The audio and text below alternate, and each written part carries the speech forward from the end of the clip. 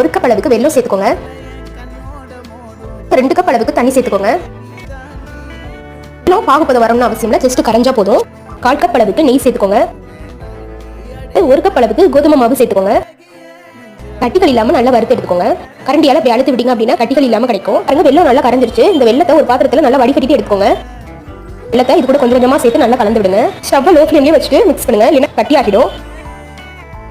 நல்லா கைவிடாம நல்லா கலந்து விட்டுட்டே இருங்க. சீக்கிரமே நம்மளுக்கு திக்கான கன்சிஸ்டன்சிக்கு வந்துடும்.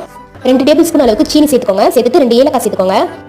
சேர்த்து இது நல்லா ஃபைன் பவுடரா அரைச்சு எடுத்துக்கோங்க. அல்வாவும் நல்லா நம்மளுக்கு எண்ணெய் பிரிஞ்சு நல்லா வெந்து வந்துருச்சு. இப்போ இந்த பவுடரை இதுல சேர்த்துக்கோங்க. நல்லா பாத்திரத்துல ஒட்டாம நல்லா வரணும். இதுதான் சரியான கன்சிஸ்டன்சி. இப்போ இந்த ஸ்டேஜ்ல ஸ்டவ் ஆஃப் பண்ணிருங்க. 3 டேபிள் ஸ்பூன் அளவுக்கு நெய் சேர்த்துக்கோங்க. சேர்த்துட்டு கொஞ்சமா முந்திரி பருப்பு இது போல உடைச்சு சேர்த்துக்கோங்க. கலந்துட்டு இதை நல்லா மிக்ஸ் பண்ணி விடுங்க. இப்போ இதை வேற ஒரு பிளேட்டுக்கு மாத்திடுவோம்.